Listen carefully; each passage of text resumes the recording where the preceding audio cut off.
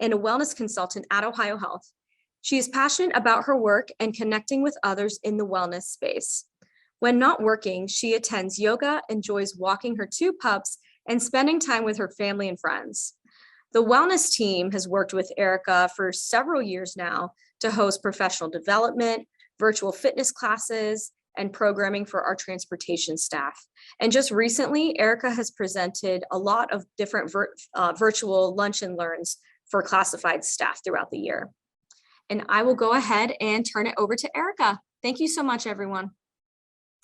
Thank you, Smitha. Thank you all for jumping on. It's so nice to virtually connect with you in this space. So I am excited to be here. As Smitha said, if you have questions throughout, please feel free to put those in the chat box or at the end. I'm happy to answer any questions that could be helpful for you. So I wanted to turn my camera on, say hello. I will turn it off during the presentation. I find it might be a little less distracting, but then I'll make sure I turn it back on at the end. So again, if you have any questions or anything else you want to connect on, we have a face to a name here. So, all right, our topic, sticking to goals through life's disruptions. I think such a, wonderful and common roadblock that we all run into. It's something we're all familiar with, right? Setting a goal, quite often expecting this linear trajectory to accomplishing that goal. But then life happens, right? Things get in the way. We get busy, things come up. It becomes harder to focus on the goal that we've set. And so I think, that's one of my goals for this session today, is that I hope there are some strategies in here that you can take with you moving forward and really just experiment with. I think a lot of wellness, we expect to go perfectly, and it's a really great opportunity to show ourselves self-compassion. We're human, we're dynamic, and our needs, our wellness will change along the way. And so being open to that, and we'll talk about that a little bit as we go throughout. And so to give you an idea of where we're headed, we have a few learning objectives for today. So first, we'll talk about this idea of a fear mindset versus a hope mindset and how emotions are tied in. And so we'll talk about how, as we transition from that fear mindset to the hope mindset, how that can help propel us toward accomplishing our goals, even when life is running at us in 10 different directions. We'll recognize how practicing hope requires goal setting. So goal setting being kind of a foundational piece. And knowing that, we'll talk about some strategies and tools when it comes to setting a goal, right? We really want to set ourselves up for success at the very beginning. And that means from the very start of how we set a goal, what the goal is. And so again, lots of tools, lots of strategies that we'll go through in that realm. All right, so when we think about that first learning objective, kind of diving into this idea of the fear mindset versus the hope mindset. So you can see the continuum on the slide, and this can really help give us an idea of how we're going to learn to move through one zone to the other, to really want to find ourselves in that growth zone where we're open, right? We are curious, we're moving forward. The fear mindset, not necessarily, scared of things, but the fear zone or that fear mindset, you can see some examples on the screen, which I should mention too. This continuum was originally developed a couple of years ago, so you'll see a lot of it very COVID specific. But you can put anything there, replace it there with any other challenge that you may encounter. And so I left that one. I went back and forth on it, but I left it because it is something we all know all too well. So again, many of the examples are very specific to that, but you'll see some of these examples on here apply to other areas as well. So in that fear zone, do I find that I complain frequently? Do I get mad easily? Am I spreading emotions related to fear and anger? So again, not necessarily scared of something, but in this zone, there is maybe a lot of kind of negativity. I don't have a lot of supportive feelings going on. Maybe I feel a little stuck. And so that can be difficult. And it's okay, however you feel, whatever zone you find yourself in, we don't want to push away those emotions. We are allowed to feel however we feel, and we want to start to be able to acknowledge them. And then when we can acknowledge our emotions and start to bring some awareness to, oh, hey, this is how I'm feeling, this is how it's showing up for me, then that's going to signal to our brain, okay, now I know how I need to respond to it in a more supportive way. And with that, I like to again remind us that we're human. We're not going to get it quote unquote right every time. So we do our best. As we move along the continuum, we see this learning zone. So here, maybe I do start to bring some awareness. So before, maybe I was complaining frequently, I was getting mad easily, but now in this learning zone, I'm starting to identify my emotions. I'm starting to acknowledge them. Many of us, if they're uncomfortable or emotions that we don't necessarily want to feel, it can be easier to push them away. It can be easier to push them to the side, to not acknowledge them, to just tell yourself, I'm fine, and keep going. Which, maybe we are okay. Maybe we are fine. But again, wanting to start to recognize those emotions and recognize the truth in how we feel. So perhaps I start to recognize that we're all trying to do our best, that I'm becoming aware of the situation and thinking on how to act or how to respond versus just responding in, anger or whatever that emotion may be right away. I start to give up what I can't control. And so here we are, we're bringing some awareness. We've moved from the fear zone. We're starting to move to the learning zone, and hopefully starting to see how this continuum can apply to goals as well, right? If you set a goal and life gets in the way of whatever it is, maybe you start to complain. Maybe you start to get very frustrated, very upset with yourself. Quite often we may find ourselves in these negative spirals. And so, there's a lot of maybe negative self-talk happening. Not necessarily, everyone is different. We all respond differently. But perhaps if I can start to bring some awareness to that, now I'm in the learning zone. Now I'm bringing some awareness. Oh, I'm feeling really frustrated. Why, what happened? What happened that kind of got in the way of my goal? And as I'm starting to analyze and be curious, can I practice doing that without judgment, without judging myself, right? Can I just become aware of the situation and thinking about, oh, how could I respond next time? And then finally, we're moving right along. Now we're seeking these, what many would call failures, as opportunities to learn. And I will acknowledge, so much easier said than done, right? But the more we practice, the easier it becomes, the more aware we become. Now, as I find myself in this growth zone, maybe I'm living more in the present. Maybe I'm thinking of others. Maybe I'm thinking and appreciating others. And in the same sense, maybe I'm thinking and appreciating myself, and I'm looking for new ways to adapt to new changes. So again, can we take what we've observed in the learning zone and move forward with that? Now I'm growing. And I have a slide toward the end that talks about 1 step forward, 10 steps back, which is often how it can feel with goals when we're trying to accomplish them. So recognizing, while it may be a slow and windy path, but I'm still taking a step forward.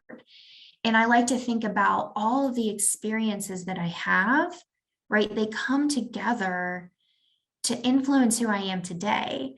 And so, those are important. Those are things that impact how we show up.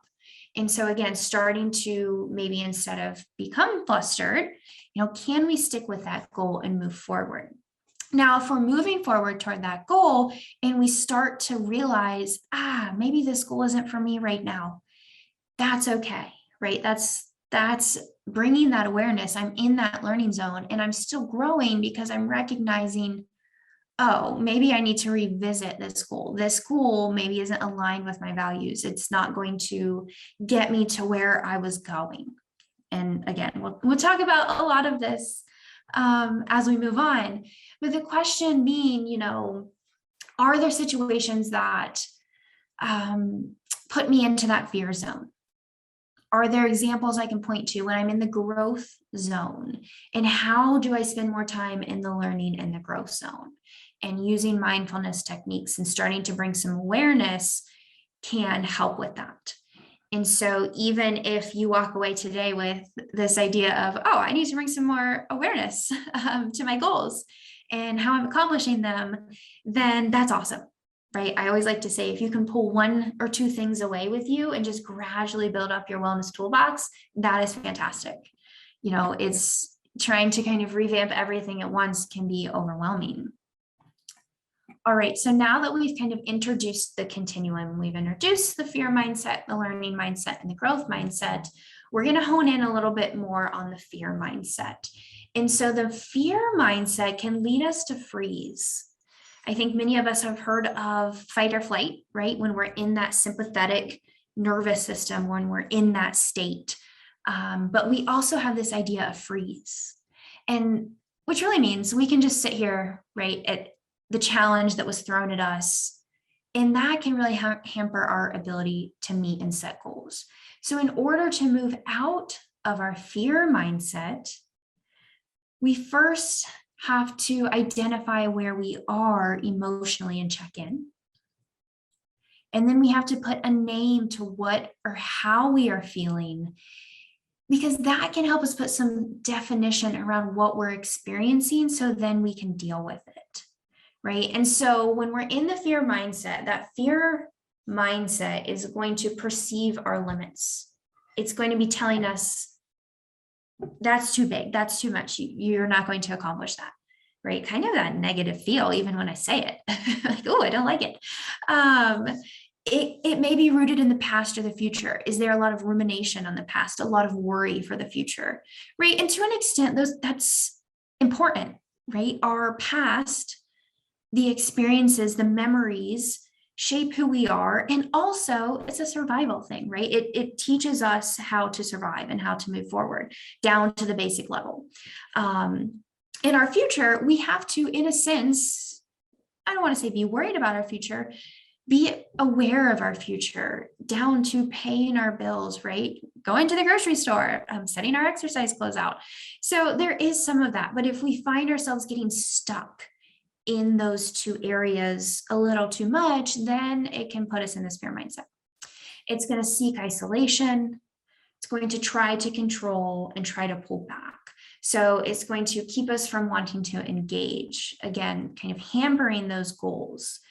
And so just taking a moment and asking yourself, do any of these sound familiar to you? And I'm sure for many of us, we have found ourselves in one of these little bullet points, or all of them, or maybe a couple at the same time. I know, especially the rooted in the past and the future, I found myself there, perceiving limits. So we're humans, and these are all human experiences. Now, as I mentioned, in order to transition out of that space, in order to transition out of the fear mindset, to step out of it, it is really important to get in touch with our emotions, which I feel like when I say that, I'm like, oh gosh, what does that mean? Where are we going with this? I don't want to scare anyone. But for many of us, we either bottle them up, right? We push them to the side. We don't want to acknowledge them. Or if we do acknowledge them, we brood in them. We sit and we stew and we let them build up. Again, we're human, and that can be a normal human experience. But if we can start to tap into our emotions and use them as a skill, right? It's something that takes practice, just like any other skill that we have. And we now understand that our emotions help us to be adept and agile, allowing us to step out of that fear zone. And as more research on emotions emerges, right, the more we learn the importance of not bottling them up or sitting and stewing in them, but to acknowledge them and letting them be, which is different than stewing in them. When we start to stew in them, we can start to let them control us, can start to let them influence us. Again, keep us in, maybe pulling back, as the slide said before, as perceiving our limits. And when we recognize and acknowledge the feelings and emotions we are experiencing in them, we can learn to deal with them in ways so that we can transition away from them. Emotions are not a bad thing. They remind us that we care. And, I like to think, how amazing is that? And they can be data points, right? They are signposts telling us, reminding us, oh my gosh, maybe I'm getting so worked up because I just care about this, or I'm getting so worried because I truly care. But it is important to learn to deal with them in a positive way. Yeah, so great question. When we're talking about emotions as a soft skill, again,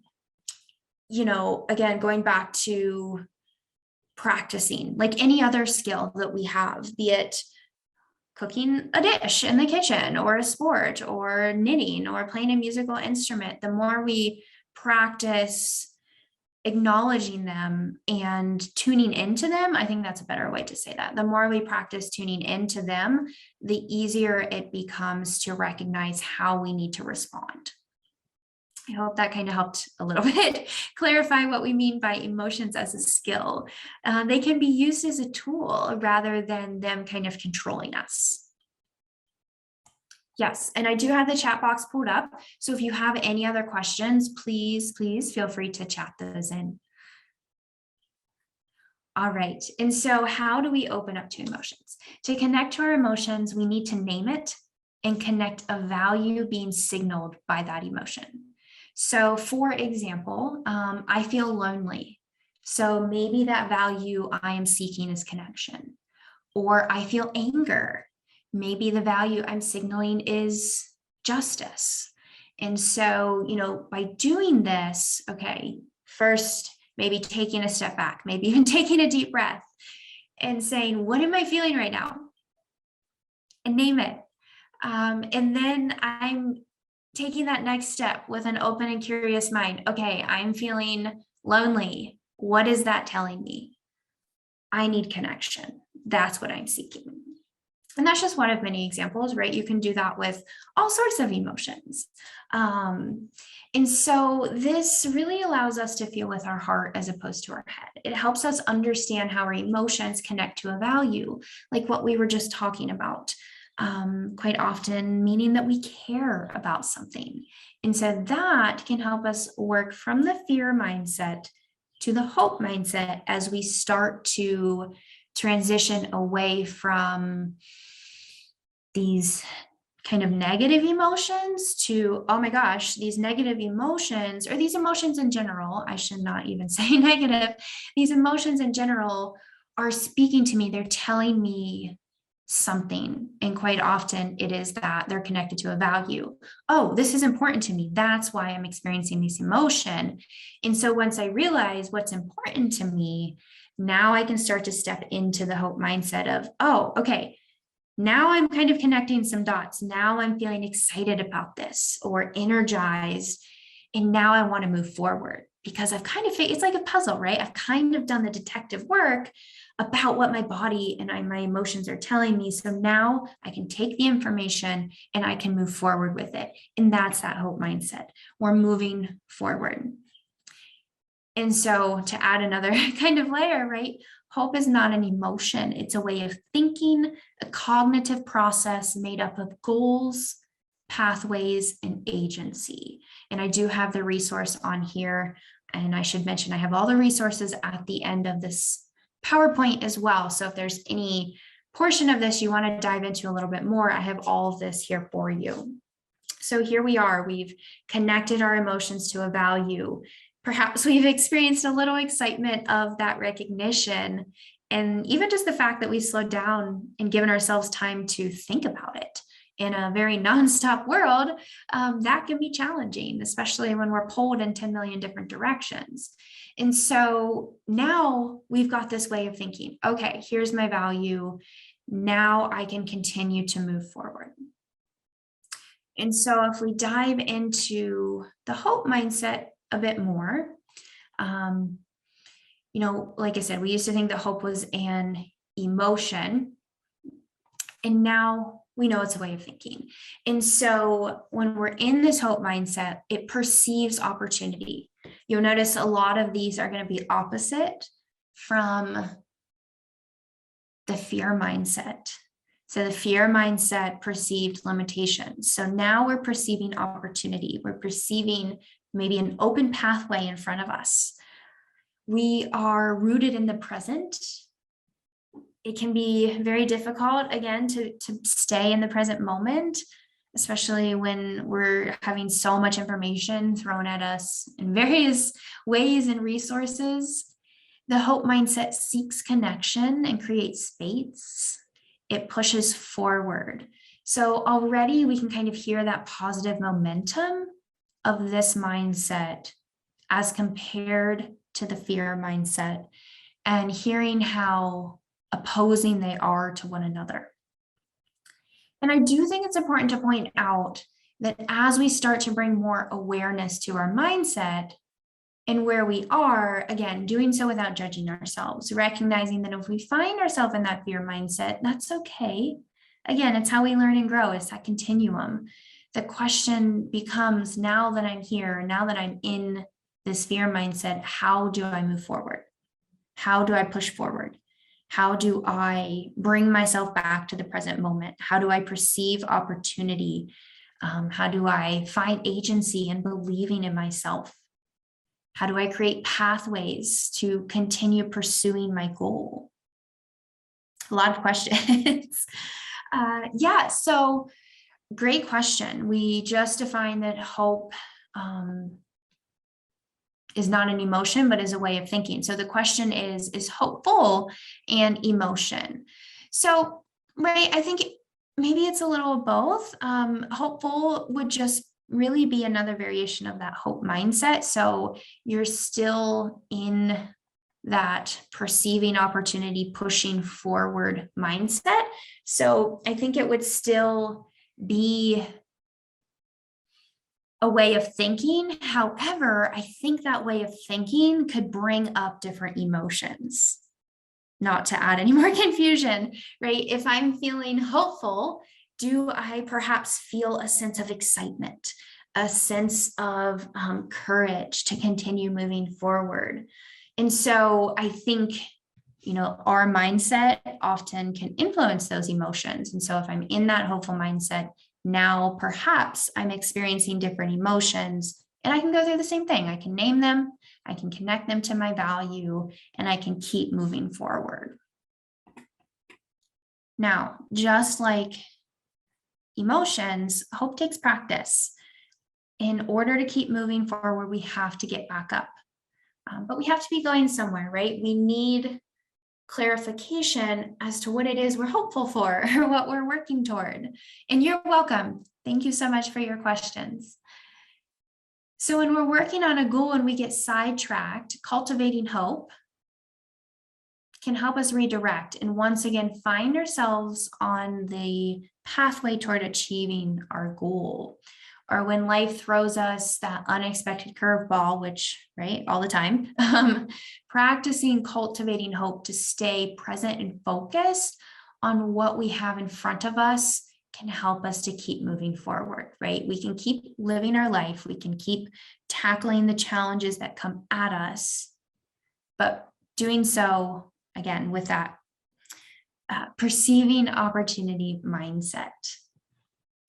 And it can be helpful to remember a few key strategies. So we'll talk about those because I do want to make sure, as we talk about this, that I give you some more straightforward strategies. I think, talking about the fear mindset to the hope mindset can be kind of complex and can be something to maybe really think about.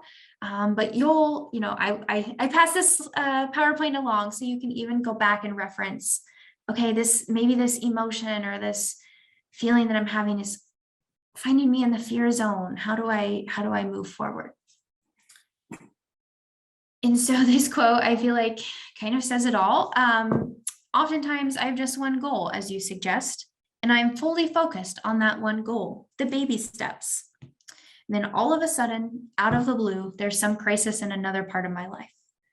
My boyfriend will become enormously demanding. My brother will get hospitalized with a life-threatening illness. My boss will decide there's an emergency that I have to handle overtime, etc. This happens with such frequency that it's almost predictable. Every time I start really buckling down on what I need to do to accomplish my goal, then when I am thoroughly demoralized and just lying around unmotivated, everything else in my life seems to calm down, and I'm just left wondering how to pick myself up again. And so the source is on there, but can anyone relate to this? Right, here you are doing everything. I'm checking all the boxes off. They say make SMART goals. They say do this. I'm doing it all. And then life gets in the way. But hopefully we can reframe that by the end of the session, of life not getting in the way of life happening, of us living our life and recognizing that it's not going to be a straight trajectory. It doesn't look perfect for anyone. And I think that's important to point out. Even the people that you look at from the outside and think they have got it all together, they don't. They don't have it all together. We know that. It can just be helpful to remind ourselves, because life events can disrupt our progress, but it doesn't mean it has to sidetrack it completely. And I think that is a great opportunity to show ourselves compassion of, okay, do I need to just give myself a little more time, a little more grace to keep working on this? And so, do we get discouraged and give up, or do we figure out a way around and keep going, right? All of our paths have many obstacles. So we just must anticipate what they are and keep moving forward. I think I got on a roll, and yeah, I was gonna say, I think that was my next slide. So thinking ahead, what is on the horizon? Using the past as a tool, again, not ruminating in it, but what obstacles have I run to in the past? How can I learn from that and use that strength to move forward as I work toward my goals? And so on our path, right, our path that's full of the unpredictable, working to get around those, right? This goes back to feeling and labeling our emotion. And that can help us describe it instead of owning it, which I think is another key. So I am sad versus I notice that I'm feeling sad, right? I am flustered versus I notice I'm feeling frustrated. Why is that? What value am I seeking right now? And so part of this is learning what we've done and what's worked in the past. Do we fight the obstacle or work on creating space for it? Thinking about solutions, experimenting, and trying different paths to see how we get there. And I think those key words are experimenting, right? Being willing to try more than one path and showing ourselves compassion when it doesn't work out the way we wanted it to. Because rarely does it. Rarely is it a perfect path along the way. And this is the slide I was talking about earlier, 2 steps forward, 1 step back, right? Sometimes it feels like 1 step forward, 10 steps back, but setbacks are part of the journey. And even with setbacks, we are still making forward progress over the long run. And quite often, I know what I see in the wellness space is we tend to set very overarching goals with expectations of accomplishing them, very quickly. And that's a lot of pressure. That's putting a lot of pressure on ourselves on top of the daily demands of life. And so, if you are someone that needs permission to take some of that pressure off, here it is. This is your permission to take some of that pressure away from yourself. And I'm excited. We're going to start to get into really looking at goal setting here in a second. So just something else to keep in mind. And this became one of my favorite pictures. When we fall, get up and learn from it. Sounds so demanding, right? Just get up and learn. But no one is successful all of the time. Not one person. And so when there are disruptions, can we learn from them? Can we start to view them as opportunities? And that, as I've mentioned a few times, requires self-compassion. It requires recognizing that we are humans. Self-compassion means that you have your back. You've got your own base. You're there for yourself the same way you're there for other people. So we're not berating ourselves, but instead we're recognizing we're not going to be successful all the time, and that's okay. When we have self-compassion, we have that increased agency to reach our goals and stick with them. And if you remember, agency is part of a hope mindset. Goals, pathways, agency. And so this picture comes from the book Atomic Habits by James Clear, which I'm about to reference many more times as we go throughout the rest of our session. But it shows such a great picture of expectation versus reality. Right here we are, we're expecting results, we've set our goal, we have what we think should happen, what actually happens. And he even puts on here this valley of disappointment. And so valley of disappointment, fear zone, fear mindset. So how do we, as that arrow starts to curve up, how do we find ourselves next in the learning zone? And then we continue moving forward in the growth zone. And here we are, we've accomplished the goal, right? Just like that.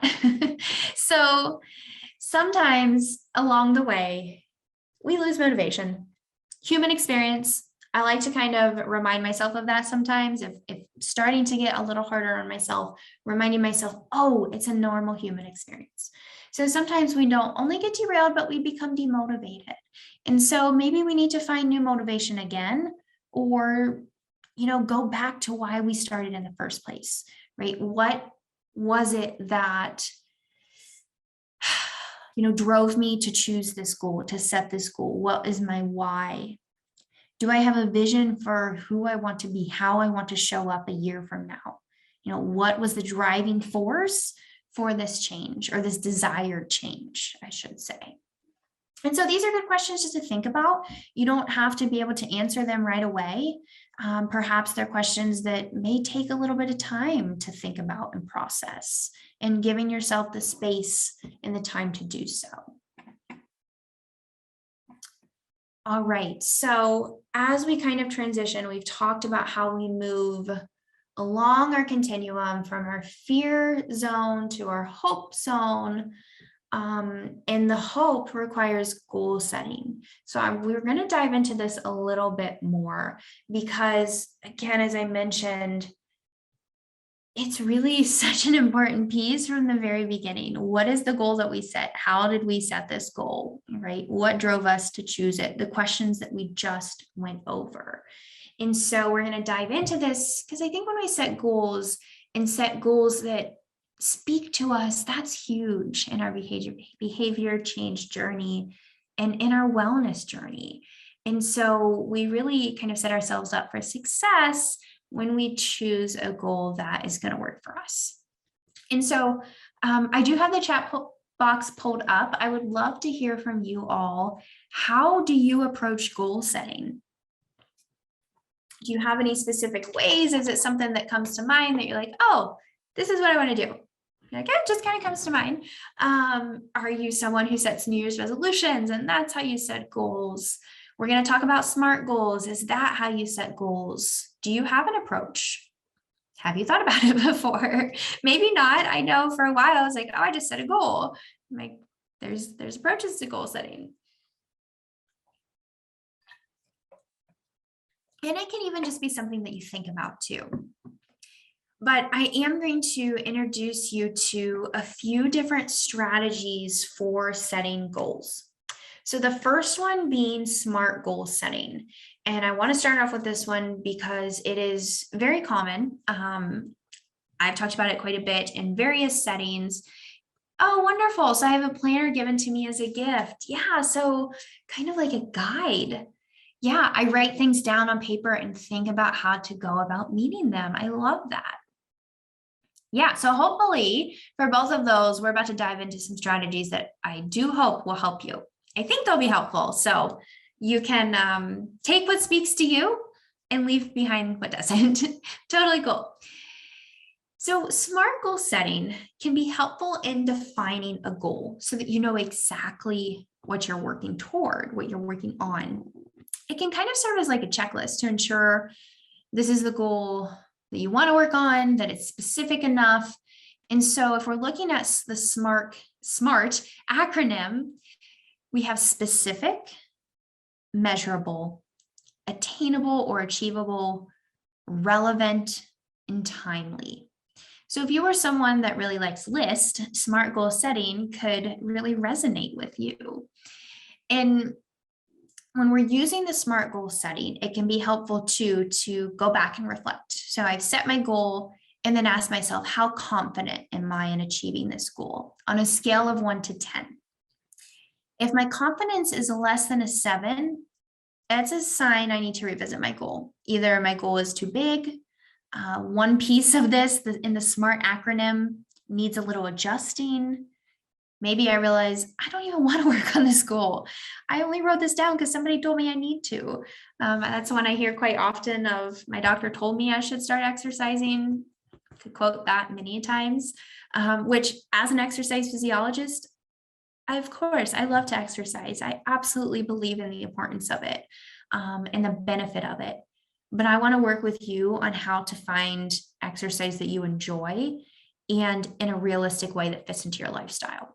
So I think there's a lot more to it and a lot of layers that we can really set you up for success from the very beginning. And as we start to set our goal, I've got more contemplation questions for you. And it can be helpful to really just check in. Does this goal speak to you? Does this goal align with your values the same way we talked about our emotions signaling a value? Sometimes less is more. Is this goal a little bigger than what perhaps I feel ready for? And sometimes that can be hard to admit, right? We have to let go of that ego. We don't want to admit we need to do less. But if we can lower the bar and we accomplish that goal, we feel successful. We feel motivated to continue moving forward. So at the start, it might feel like such a baby step that it's not going to make a difference, but it does over the long haul, right? You don't just jump to the top of the stairs. You take every step. And so maybe an analogy to help you kind of visualize this. The next strategy I want to share with you, again, comes from James Clear. Atomic Habits is his book. If you are really interested in this, what we're talking about, I highly recommend. It was so good. He's also on a couple of podcasts with Brene Brown. She has so much wonderful work. So if you're like, I don't have time to read, listen to podcasts. Can be a great way to kind of get a synopsis of the book. But his approach really takes this idea of once you establish your goal, however you establish it, maybe uses the SMART acronym, you start to shift your focus away from the goal to the process or the system, he calls it. And the system is the collection of daily habits that you have that will get you toward accomplishing your goal. Because we have our goal, which I believe was even chatted in, right? Writing them down and then thinking about how to go about meeting them. So that second piece, that contemplation, that processing of, okay, here's my goal. How am I going to get there? That's what we're talking about. That's your system. That's your process. And so he states, you do not rise to the level of your goals, you fall to the level of your systems. How many times have we set a goal and not achieved it? And that's okay. It's not a bad thing. But that is just an example of we fell, right? We fell to the level of our systems. If we set this goal, but we don't make any changes in the day-to-day, how are we going to accomplish it? We're not setting ourselves up for success. We're setting ourselves up really to maybe feel bummed out that we made this goal and then didn't accomplish it because I didn't get down to the very basic level of my day-to-day habits that are actually going to be what allow me to achieve that goal. Again, going back to the stairs analogy, I'm like, oh, I want to get to the second floor, but I didn't think about taking the stairs. So how am I going to get there? I'm just going to hang out down here. So as we continue along this idea of looking at our system, looking at our daily habits, we can take this one step further. We have our goal. We now know that our daily habits are going to be what takes us closer to accomplishing our goal. So what do those habits look like? Because we have to make a change somewhere in order to accomplish this goal. And so now we're going to shift our mindset again. We got a lot of mindset shifts in here, so bear with me. But now we need to tune into this, right? And so this is how we make sustainable behavior change. Small steps, small changes, small actions that we take every day. And so here we're looking at identity-based habits. So now we're asking, who is the type of person that I want to become? Right? We've shifted our focus from the outcome. The outcome is your goal, a lot of interchangeable words, to the system, to the person that you want to become. Our habits make up who we want to be, while our behaviors lead to what we want to achieve.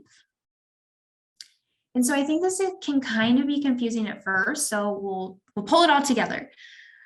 And let's use an example. So if we use the example of weight loss, and I'm going to use that example because that's an example I hear all the time. So with this example, here is my goal of losing weight. All right, if I don't change my habits, how is that going to happen? If I don't change my diet, my sleep, my stress, my exercise, my movement, not all of it at once, but just one little piece, then the weight loss isn't going to happen. So I'm going to choose one piece of that, right? And so let's hone in on exercise because again, exercise physiologist. So now I'm going to focus on not missing my workouts instead of focusing on I have to get to the gym, right? That kind of can be some pressure on ourselves. I'm going to say, I want to be the type of person who exercises. I want to be the type of person who doesn't miss a workout. So now we've shifted our focus from the weight loss number to just going to the gym, going to the park or wherever I exercise to feel good, to feel energized. And the weight loss will come because now we're establishing a habit that is going to help support my goal of losing weight. And so, yes, that can be a process that takes longer than some other, maybe more trendy things to achieve that weight loss, but you're establishing a supportive habit that you're also getting other benefits from, right? Social connection, maybe helping with blood pressure and blood sugar, all that good stuff. We won't dive in. That's a specific example, but really just starting to ask, who is the type of person I want to become in a, balanced way, right? We don't want to put all of our identity into one thing. We're a very complex being. Our identity is based and made up of many, many things. But again, just starting to bring some awareness to this goal setting piece specifically. All right, so one step at a time. And here we start to pull it all together. Can we create an identity-based habit using the goal that we have? And so I like to work backwards. I actually filled this chart in backwards. We have our goal, we have our identity-based habit, we have our daily actions. So if we go back to the weight loss example of losing weight, that's an outcome goal. How can we change that to a behavior goal? And the behavior piece ties into my identity-based habits. Now I'm focused on not missing my workouts. Doesn't mean I'm going every day. My goal may be to get to the gym twice a week. And that's my identity-based habit. Okay, let's break it down. How am I going to accomplish that?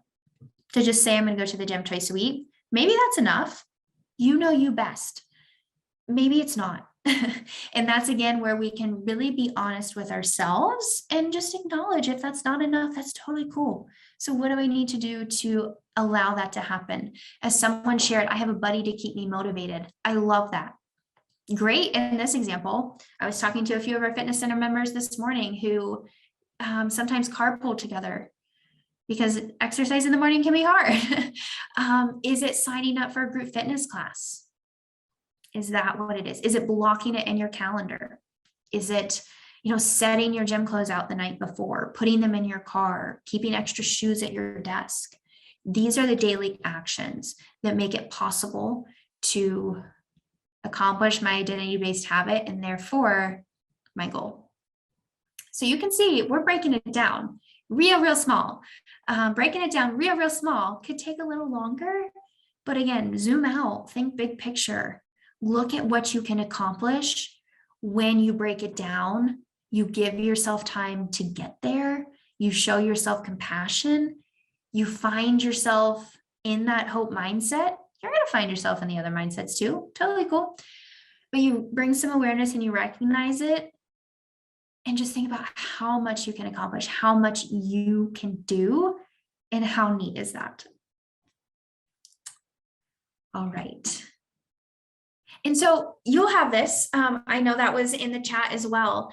And so it can be fun to write some down. If you have a goal that you are thinking about now, even feel free to jot it down now. And maybe you've got some thoughts coming to mind in this moment. Grab a pen, grab a paper, write it down, and you can explore this, experiment, remembering that you may try a daily action and you may need to adjust it, right? Maybe I signed up for a group fitness class and then realized I signed up and I'm still stuck at work, or I keep running into traffic. I need to do a different time.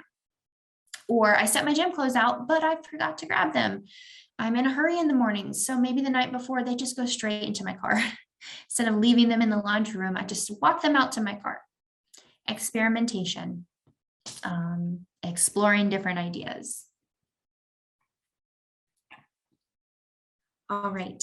So when we're thinking about all of this, going with the flow, right? Change is a part of life. Change is a guarantee. Perfection does not exist. And I like to remind people of that, especially if anyone is a perfectionist.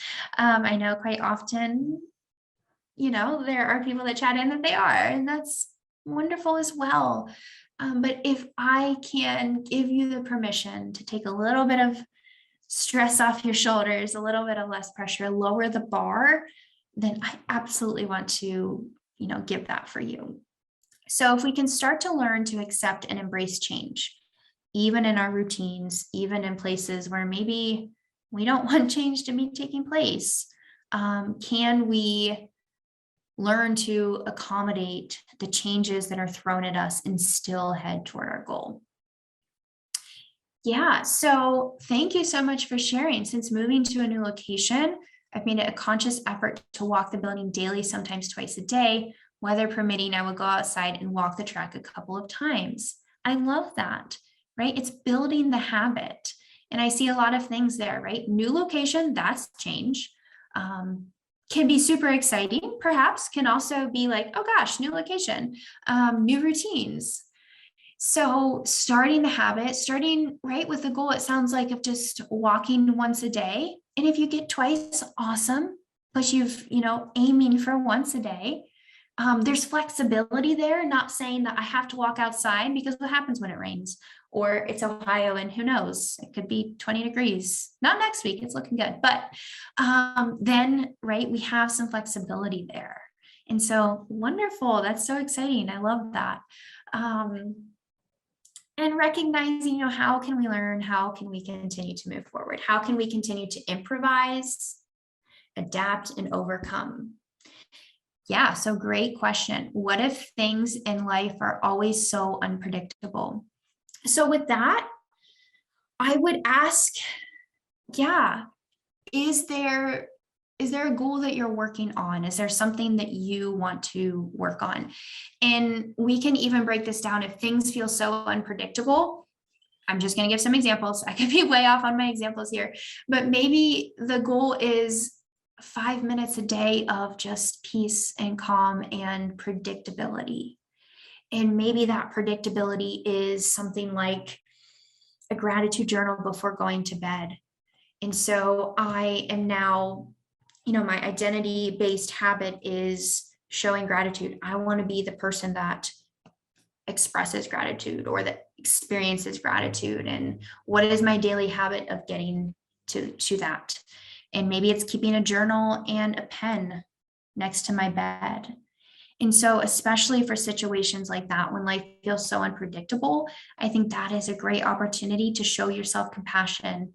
And, if I'm training for a half marathon right now, maybe I'm breaking it down to, gosh, I'm just trying to get some sleep. I'm just trying to, add in a few stress management strategies, or I'm just trying to find a space of predictability. And giving yourself permission to even pause on a goal if you need to and come back to it. Doesn't mean you're never coming back to it. But if you can show yourself compassion, find areas of routine, find areas of predictability. Maybe it is when you get to your school building or your location in the morning, taking 2 or 3 deep breaths before you get out of your car. Or when you get home and you pull in your parking spot or you pull in your garage, taking 2 or 3 deep breaths.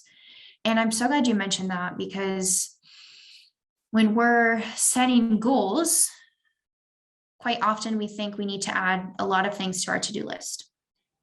We can look for opportunity that already exists.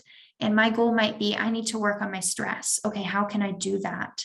And maybe it is those 2 or 3 deep breaths, writing down or thinking about one thing that I'm thankful for. So I hope that helps a little bit. If you have other questions, please chat them in. Would love to keep talking about it. I also don't want to over answer for you. Yeah. So sometimes I come out of my office and join the gym class at my school and do a few exercises with them, and the children love it. Oh my gosh, that sounds so much fun, right? That sense of connection, that joy, that movement of recognizing, how fun that can be. And that can be motivating to keep us moving forward. All right. So love this quote, Kelly McGonigal, from her book, The Willpower Instinct. A short practice that you do every day is better than a long practice that you keep putting off until tomorrow. So just something to think about. So as I said, I have the resources here. If you're interested in anything else, the podcasts are hyperlinked, part 1 and part 2 with Brene Brown, the book Atomic Habits, the Willpower Instinct. And again, if nothing else, showing yourself compassion, hopefully pulling a few things away from this and breaking it down a little bit by a little bit.